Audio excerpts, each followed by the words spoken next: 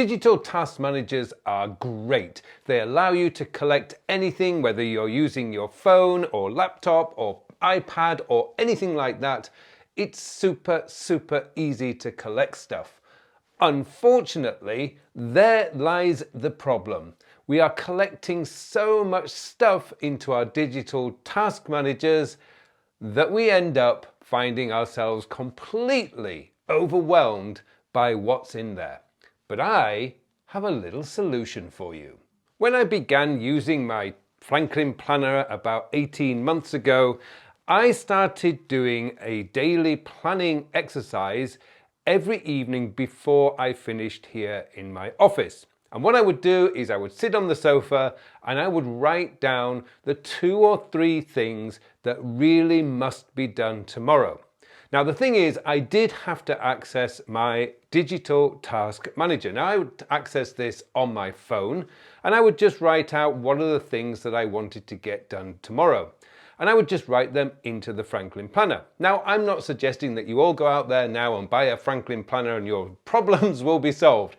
Not quite so simple. But I want to just go through a very cheap and simple way that you can get the same effect using just a simple flip notebook like this and a good pen. Now these little notebooks are great. There's an A7 size that I use, but you could use A6 or B6 or any kind of little notebook that you wish. The key with this though is that they are small and they can just rest on your desk. Now I would advise that you go for the ring bound ones because that means you can just easily change the page the next day and then you can just write down the 2 or 3 things that absolutely must be done tomorrow. Now I always recommend you do this before you finish the day. The main reason is that you're not going to have one of those issues where you're sitting with your family and you say, oh, I need to do this. If you can just give yourself 5 minutes before you end your work day, you pick up your little notebook, whether it's this or something else, or a Franklin Planner if you're using the Franklin Planner, and you just write down the 2 or 3 things that absolutely must be done tomorrow. You will feel so much more relaxed in the evening and you'll just enjoy the evening a lot more knowing that the next day is planned. Now for those of you who took up the idea of having a Scratchpad or always have some kind of little notebook next to them when they're working, you can do this in your notebook. You don't need to go out and buy a separate little book for this. You can actually do this in your scrapbook or Scratchpad as I like to call it. What you do is you write the date in the margin. That's the date, that's today's date. And then you write down the 2 or 3 things that must be done today at the top of the page or at the top of that date. What you then do is I generally put this in a different color when I'm using this system, simply because it just stands out. So I use blue ink for my must-dos, and then I'm generally using a greeny black ink for the rest of the day. As you can see here, I've got my 2 must-dos today, plus a few notes that I've already made this morning because they just came into my head while I was doing my work. But this means that these are at the top. They are there, they can see them, and I know exactly what needs to happen in order for me to get them done.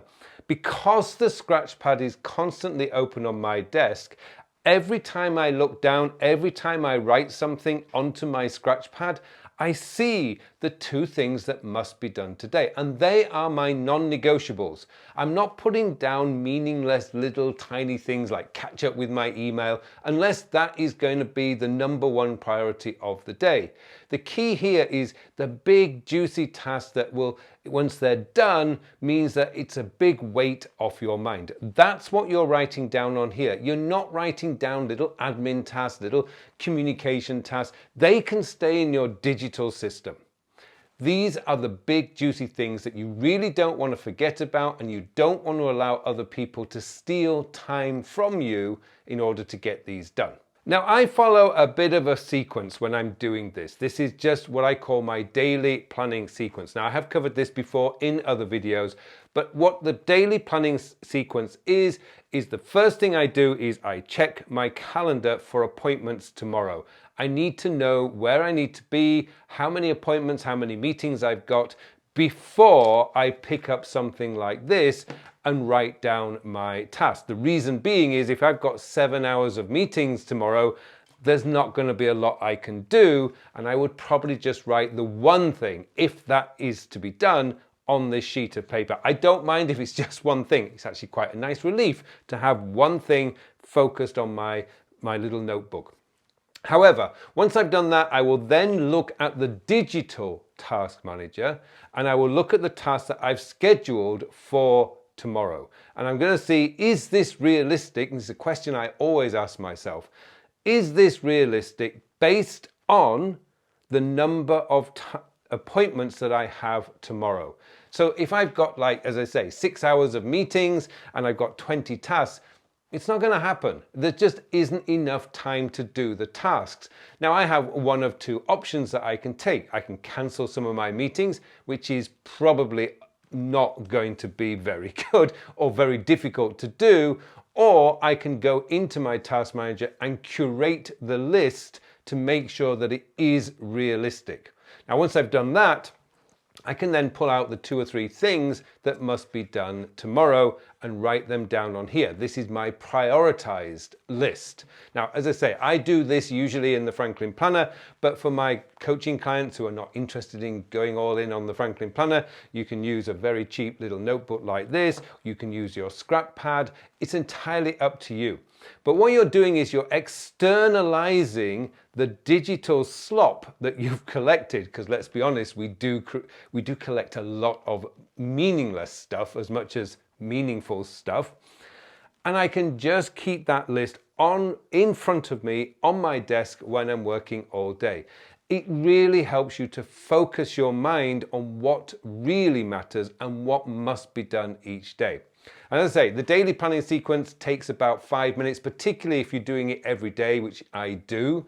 I've never known it take much longer than 5 minutes. And generally, I'm also got something on the TV that I'm watching, so it can be done in a very relaxed manner because I am using the principles of COD. That's collect, organize, and do. Collecting into the digital system. It's so easy with my phone, and I'm not always able to pull out a notebook when I'm walking my dog or driving a car, but I can activate Siri or some other kind of tool to actually get stuff into my task manager.